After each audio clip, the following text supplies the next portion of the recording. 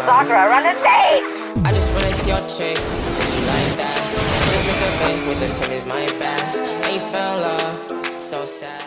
For this video, we're gonna be talking about worst powers to have in a real life situation. So basically, if you had powers and you're the only person in the world with these superpowers and no one else had powers. So let's get straight into this video. Now the first one is shape shifting, and by shape shifting I'm talking about Beast Boy shape shifting, which is he able to turn to any species of animal, bug, fish in the world. See, having this ability to turn to any species is cool and all, but in a real life scenario, what do you really need this for? Yeah, you can have the powers of a spider, a gorilla, bear, but you gotta turn into it. You don't get the powers as you being human. You gotta turn into it. And like, yeah, you can turn into an ant and lift what, 3 times your body weight, but it's like now you a small ass ant that I can stomp on. Like, having these powers is cool and all, but in a real life scenario, on a day-to-day life, you won't need this. What, you can turn to gorilla and lift heavier stuff? Well, you could have had super strength.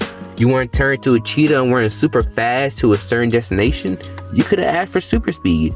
Yeah, you could turn into a bird, a species of insect that can fly. Yeah, that's cool and all, but at the same time, you could have asked for the ability to fly.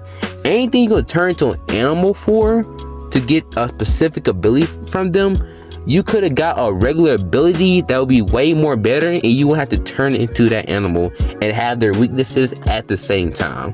Shape shifting into animals is cool and all, but at the same time, the specific thing you're gonna use it for your day-to-day life, you could have asked for a different power so you wouldn't have the weaknesses of that animal.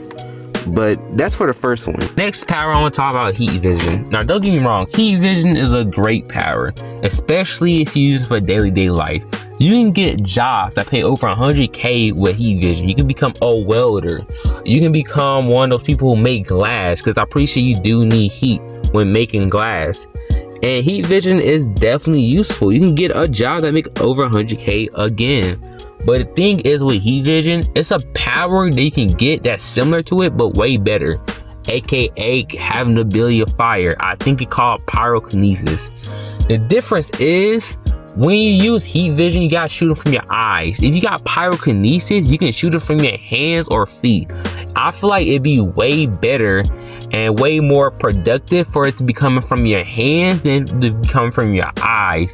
So if you welding something, you can just touch it instead of having to be precise with it and shoot it from your eyes. You can already be touching the things you're trying to weld together and it welded. Or if you making glass, you already touching glass and you can make your glass sculpture or make your glass product. All I'm saying is, if you're going to have heat vision, you might well pick pyrokinesis. Could be way more productive than you using heat vision.